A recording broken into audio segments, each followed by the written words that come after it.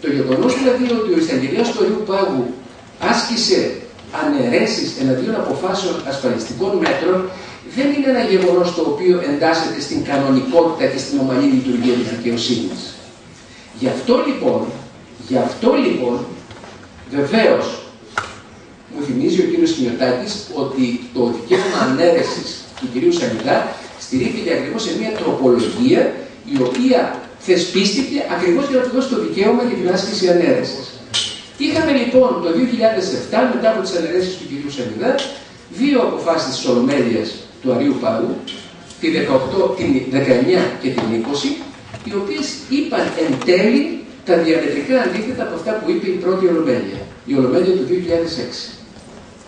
Πάντως, πρέπει να σημειώσω, και αυτό είναι ένα κρίσιμο θέμα για όλους εσάς, και μπορεί να καταλαβαίνω τη δυσκολία που έχετε μερικές φορές να παρακολουθήσετε νομικούς συλλογισμούς, αλλά εδώ δεν ήρθαμε για να διατυπώσουμε περίπλοκους νομικούς συλλογισμούς, μόνο κάποιες παρατηρήσεις σε σχέση με τα δικαστικά χαρακτηριστικά των υποθέσεων σας, δικαστικά χαρακτηριστικά που εξακολουθούν και υπάρχουν και σήμερα. Το γεγονός δηλαδή ότι και οι επόμενες αποφάσεις της Ολομέλειας του 2007 ακολούθησαν την προηγούμενη Ολομέλεια σε ένα κεντρικό ζήτημα, το ζήτημα του ορθού νομικού χαρακτηρισμού. Το λέω αυτό μόνο και μόνο γιατί η εισήγηση που κατατέθηκε τώρα στην υπόθεση που θα απασχολήσει την Ολομέλεια του Αρείου Πάγου τον Ιανουάριο του 2011 ουσιαστικά κάνει πίσω ακόμη και σε σχέση με τις αποφάσεις της Ολομέλειας του Αρείου Πάγου του 2007.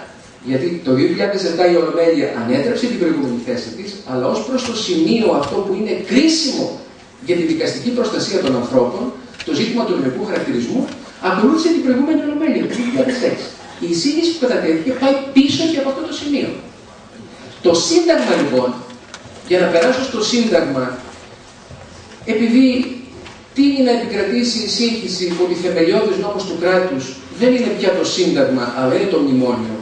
Το Σύνταγμά μας, το οποίο περιέχει κάποιες πρόνοιες, χρησιμοποιείται ή παρερμηνεύεται ακριβώς για τον δικαστικό ή νομικό χειρισμό των υποθέσεων των συμβασιούχων. Λέει το Σύνταγμα ότι απαγορεύεται η μετατροπή.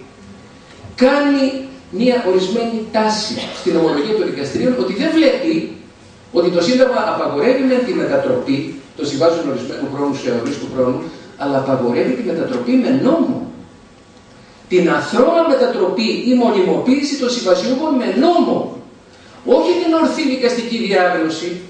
Δεν απαγορεύει τον ορθό νομικό χαρακτηρισμό από τα δικαστήρια, πράγμα που αποδέχτηκε πανηγυρικά και η Ολομέλεια του 2006, αλλά ακόμη και οι δύο Ολομέλειες του 2007. Στη συζήτηση που έγινε και γίνεται για τους συμβασιούχους προτείνονται δύο κυρίως θέματα. Πρώτα απ' όλα δεν είναι αξιοκρατικό να μένουμε με αυτόν τον τρόπο εργαζόμενοι στο δημόσιο. Αυτό είναι ένα δύσκολο ζήτημα και είναι ένα δύσκολο ζήτημα που πονάει πολλούς και μας πονάει όλους. Και το δεύτερο ζήτημα με το οποίο θα κλείσω έχει να κάνει με τη σκέψη η οποία ήταν κυρίαρχη και στην αγόρευση του κυρίου Σανιδά το 2007. Θα αφήσουμε εμείς το πολιτικό σύστημα να αναπαράγει το πρόβλημα, να δημιουργεί συνεχώς καινούργιες γενιές συμβασιούχων με διάφορες μορφές, με διάφορες μεταμορφώσεις. Τη μια συμβασιούχους ορισμένου χρόνου, την άλλη έργου, την άλλη σταζιέρ, την τρίτη ειδικούς μεταπτυχιακούς υποτρόφους, την τέταρτη ορομήριστιους, την πέμπτη με συμβάσεις μιας ημέρας. Θα ξεκινήσω από το τελευταίο για να κάνω μία και μόνη παρατήρηση. Το πρόβλημα των συμβασιούχων δεν το δημιουργούν τα νομικά. Δεν το δημιουργεί το Σύνταγμα. Το πρόβλημα των συμβασιούχων στην Ελλάδα, την κατάχρηση των συμβάσεων ορισμένου χρόνου, την κάνει το πολιτικό σύστημα. Επομένως, το πολιτικό σύστημα είναι εκείνο που μπορεί να σταματήσει αυτή τη μηχανή παραγωγής ανθρώπων οι οποίοι υπό το κράτος της ανάγκης δέχονται να γίνουν όμοιροι ενός πολιτικού συστήματος το οποίο κυρίως ενδιαφέρεται να αναπαραγάγει την εξουσία του. Άλλωστε, σε όλες τις περιόδους της δικαστικής εξέλιξης των υποθέσεων των συμβασιούχων, κυρίως από το 1990 και εδώ, καμία από τις αποφάσεις του Αρείου Πάγου, της Ολομέλειας του Αρείου Πάγου, δεν βοήθησε ώστε να πάυσει η αναπαραγωγή του προβλήματος. και όσο γραμμή στα δικαστήριά μας ήταν η άρνηση μετατροπής, αλλά και μετά, όσες φορές τα δικαστήριά μας δεχόντουσαν τη μετατροπή, καμία από αυτές τις δύο δικαστικές γραμμές δεν βοήθησε να λυθεί το σύστημα, το πρόβλημα. Επομένως, το δικαστήριο, τα δικαστήρια στη χώρα μας δεν έχουν μια τέτοια αποστολή. Δεν έχουν αποστολή να σταματήσουν την αναπαραγωγή ενός προβλήματος που δεν δημιουργούν τα ίδια. Αυτή η προσπάθεια είναι κατεξοχήν απόσφορη και αποδείχθηκε αυτό. Έχουν μία και μόνη αποστολή. Να προστατεύουν τα θύματα της κατάχρησης των συμβάσεων ορισμένου χρόνου.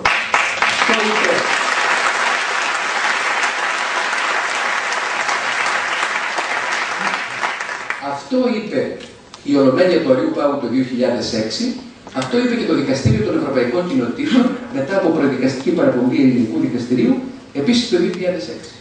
Στο θέμα της αξιοκρατίας, και με αυτό κλείνω. Όταν το δημόσιο θέλει να κάνει προσλήψεις, δεν προσλαμβάνει μόνιμο προσωπικό, το ξέρετε εδώ, προσλαμβάνει συμβασιούχους. Δείτε τι γίνεται. Νομίζω ότι προέρχεστε από όλους τους χώρους. Ένα πολύ καλό παράδειγμα μας δίνουν οι συμβασιούχοι του Υπουργείου Πολιτισμού. Ένα πολύ καλό παράδειγμα μας δίνουν επίσης οι συμβασιούχοι των Δήμων, στην καθαριότητα και αλλού. Όποτε το κεντρικό δημόσιο ή τα νομικά πρόσωπα δημοσίου δικαίου θέλουν να καλύψουν ανάγκες όπως αυτές που καλύπτετε εσείς, δηλαδή πάγιας Κυριακής, δεν προσλαμβάνουν τακτικό προσωπικό, προσλαμβάνουν έκτακτο. Προσλαμβάνουν συμβασιούχους. Κάνουν συμβάσεις ορισμένου χρόνου. Για αυτές τις συμβάσεις όμως ορισμένου χρόνου ζητούν και παίρνουν τα προσόντα που θα είχαν οι εργαζόμενοι αν προσλαμβανόντουσαν κανονικά με συμβάσεις αορίστου χρόνου. Στο Υπουργείο Πολιτισμού μπορείτε να δείτε τους αρχαιολόγους, τους φύλακες, τους εργαζόμενους στην καθαριότητα.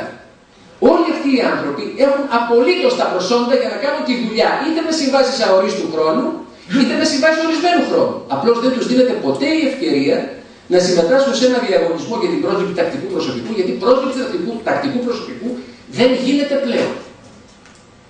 Έτσι λοιπόν και το επιχείρημα της αξιοκρατίας ή αναξιοκρατίας καταρρίπτεται αφ' αυτού.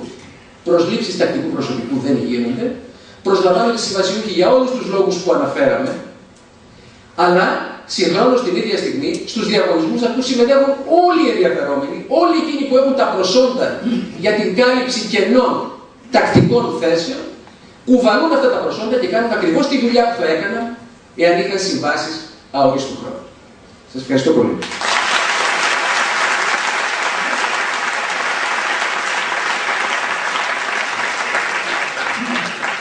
Ευχαριστώ πολύ τον Άρη Καζάκο, γιατί με την γλαφυρή όπως πάντα και περιεκτική εισήγησή του χτύπησε το πρόβλημα στην καρδιά. Έχω μία αδυναμία. Όταν μιλάει ο Άρης, δεν τολμώ να το διακόψω, λόγω γιατί σε περνάει καμιά φορά στο πλάσιο. Είναι τέτοιος ο λόγος του, τόσο βοηθητικός, που επιτρέπει, όπως φαντάζομαι και του συνεργάτες.